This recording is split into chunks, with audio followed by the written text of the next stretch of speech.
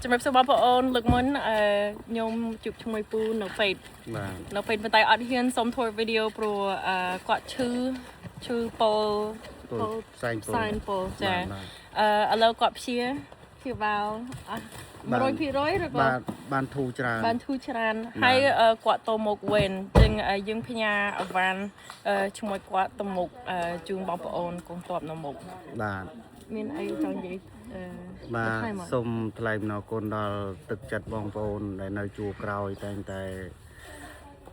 chum nuôi bà xôm ở conอย่างchơi chơi ហើយយើងចង់ឲ្យគុណបងដែរសម្រាប់ធ្វើនំមុខយើងឲ្យគុណច្រើនខ្លាំងមែនទេមានអីនិយាយផ្សេងពីអរគុណបាទផ្សេងក្រៅពីអរគុណទេសម្រាប់យើងដឹងគុណបងខ្លាំងមែនទេហើយបងប្អូនចង់ប្រាប់មួយទៀត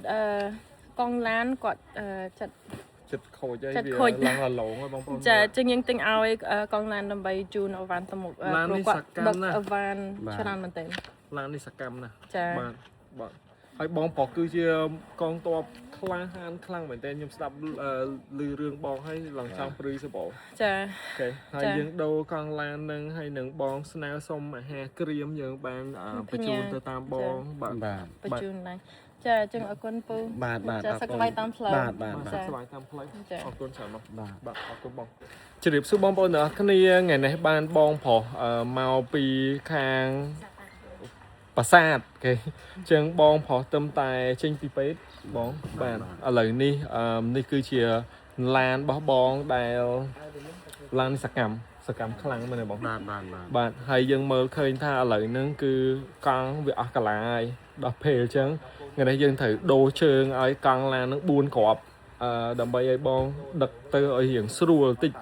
ហើយមួយទៀតបងថ្ងៃនេះអីគេបងត្រូវការស្បៀងខ្ញុំចង់បង្ហាញស្បៀងទៅបងប្អូនតិច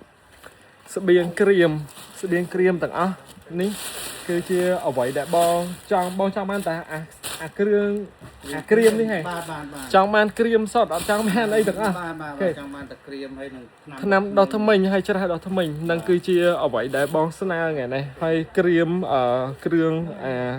ស្បៀងក្រៀមរបស់យើងឥឡូវហ្នឹងគឺមានប្រមាណគឺយើងជូនបងទាំងអស់សិនចាំយើងរោបន្តទៀតព្រោះបងឥឡូវយើងបាច់ឆ្ងល់ទេបងដឹងតែទៅដល់គោលដៅបដ ாய் ព្រោះអីបើគាត់នៅកន្លែងហ្នឹងស្រាប់អីហ្នឹងអញ្ចឹងអរគុណបងប្អូនជំរុញជាតិយើងទទួលបានព័ត៌មានថាល្អថ្ងៃនេះសង្ឃឹមថាវានៅតែបន្តអញ្ចឹងដើម្បីឲ្យប្រទេសយើងមានសន្តិភាពហើយបងបានជួបគ្រួសារបងគាត់ថាព្រោះបងហត់ខ្លាំងណាស់ហើយបងប្អូនជំរុញជាតិយើងគឺដឹងគុណបងខ្លាំងមែនទេបាទអរគុណច្រើនបងដែលបានជួយពួកយើងទាំងអស់គ្នាអរគុណបាទបងជ្រាបលាបងប្អូន